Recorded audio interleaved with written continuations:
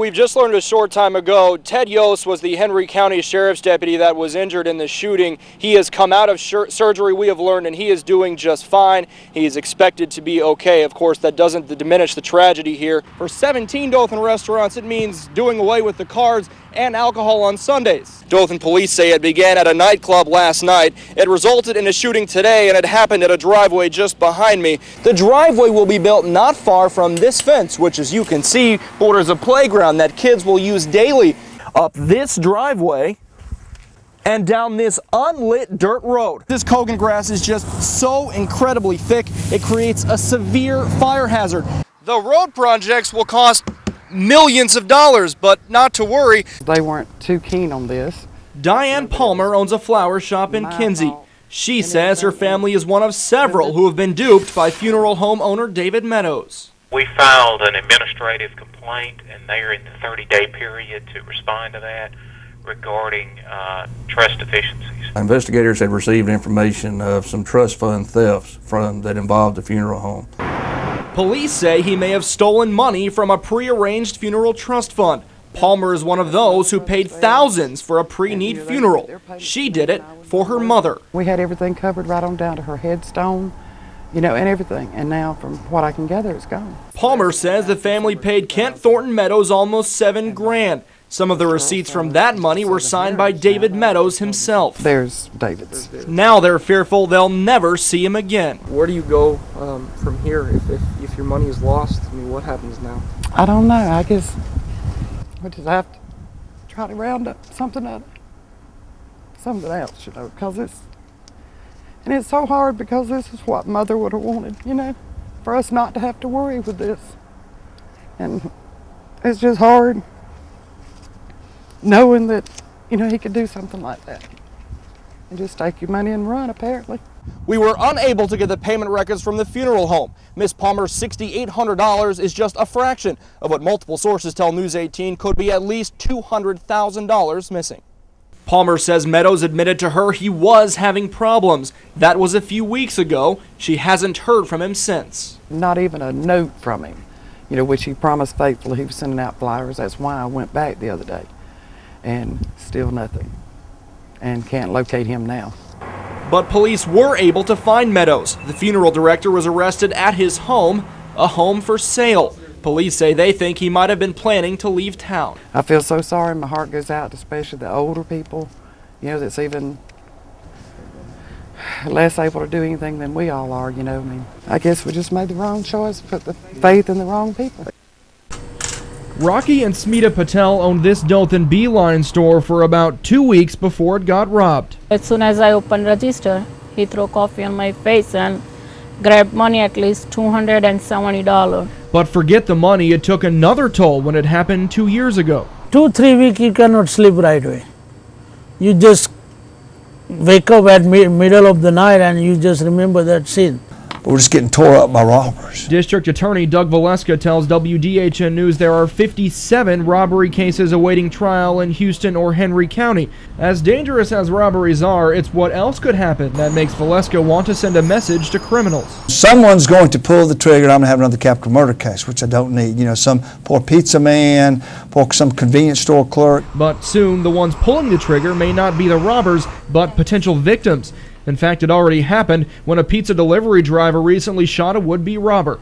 I carry a weapon now. I have to protect myself. I mean, if they come to me, rob me again, I'm not going to let them. I'm going to fight for it. They may pay the ultimate price during the commission of robbery. You know, the store owner shoots and kills them, and then don't expect any mercy or tears from us because you're out there committing a Class A felony just like a murder case. Valeska agrees the economy is partly a cause for the increase, but a reason doesn't comfort the victims. If there is bad economy, go and cut somebody's grass out there. Instead of making $40, make $10, at least you survive bread and milk.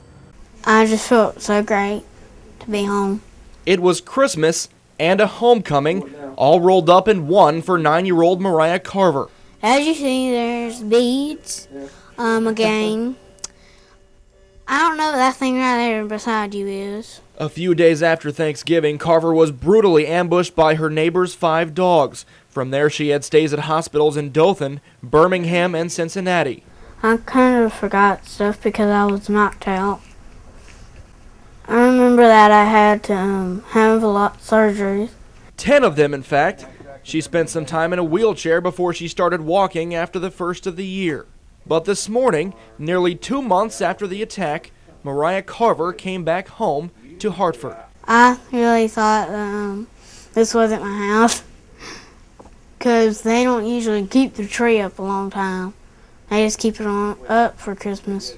She wasn't home to have Christmas, and everybody, all the wonderful people sent gifts, and there were just so many, and it wasn't Christmas without Mariah. So I didn't, 2 months, 5 months, 8 months, whatever, however, that tree was lit every night. She also got more than 100 cards from people across the country. And that feels kind of really good. I actually have friends that I don't even know. And a surprise from her family.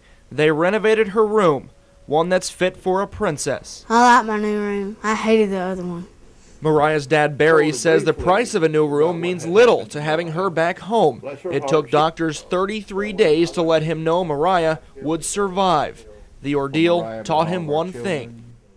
We now understand if they are not guaranteed, never take them for granted. And Mariah, who also had time to think, has a message for those who care.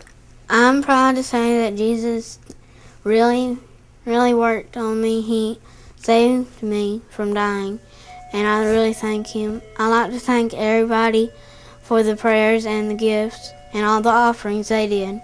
Thank you. They said Mr. Walter come running out on the street, hollering to everybody, the bank's been robbed. It was January 17th, 1958, 50 years ago tomorrow, when the bank in Columbia, Alabama was robbed. Clarence Anglin, John William Anglin, and Alfred Anglin stole about 25 grand in cash, traveler's checks, and other valuables. They were really mad because that's the people's money that's in that bank, you know, and they were upset. But it's what Clarence and John did 4 years later after they were caught that made this heist and those brothers so memorable. They got transferred to Alcatraz in the later part of this sentence, and they escaped. Columbia Mayor James Green was serving in Korea at the time, but he swam with the Anglin brothers as a kid in the Chattahoochee River. Played around, had a good time. It was the third swiftest river in the United States. Swift, like the later swim across San Francisco Bay. Green says the Anglins were strong swimmers and may have been prepared by the Chattahoochee. Decades later, people think of it, you know, and just in passing. Well, that was just another one of those things that happened, and we happened to have been in the middle of it. Especially for those at the Columbia Senior Center. Just a little bank like that, I mean, nothing like that happens in Columbia. Eula Owens was a bookkeeper at the bank around the time it was robbed. She still talks about it today. Well, we didn't have any alarm system. We locked the door. When we left, we locked the door. We never stayed late and worked or anything like that. At that time, we were closing at 3 o'clock in the afternoon.